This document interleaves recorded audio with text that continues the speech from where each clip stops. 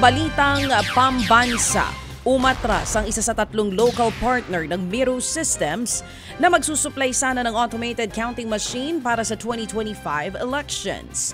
Mismo ang COMELEC ang nag-anunsyo niyan matapos daw nilang malaman na ang may-ari ng local partner na St. Timothy Construction Corporation ay tatakbo sa midterm elections. Kaya agad nilang inaksyonan at sinabi sa Miro na hindi nila papayagan na makwestiyon ang integridad ng halalan.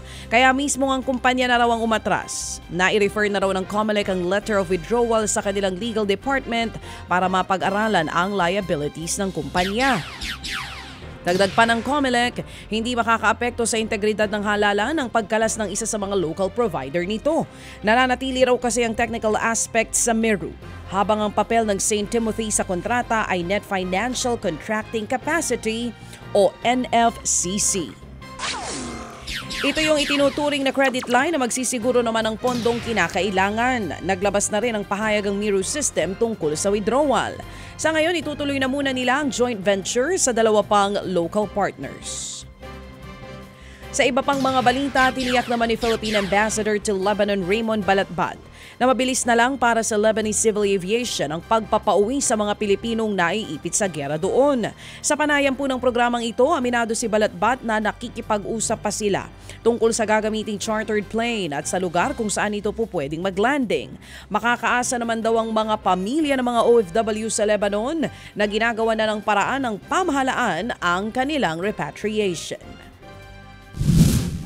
Sinisigurado ko po sa inyo na ginagawa ng lahat ng embahada para mapauwi kaagad itong mga kamag-anak niyo rito.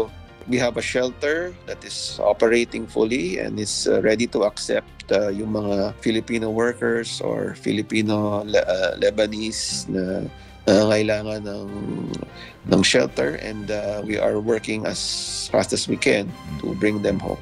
Yan nga po ang tinig ni Philippine Ambassador to Lebanon, Raymond Balatbat. Itinalaga naman si dating Immigration Officer Joel Viado bilang bagong commissioner ng Bureau of Immigration. Ayon kay Viado, pagtutuunan niya ng pansin ang mga pagbabago sa immigration law. Outdated na raw kasi ang kasalukuyang Immigration Act at tila pinipigilan nito ang modernisasyon ng mga proseso sa BI. Nauna nang nagsilbing officer in charge ng ahensya si Viado matapos sibakin ni Pangulong Bongbong Marcos, si dating Immigration Commissioner Norman Tansinco noong Setyembre. Ted Filon at DJ Chacha ngayon nasa Radyo 5 92.3 News FM Monday to Friday 6 to 10 a.m.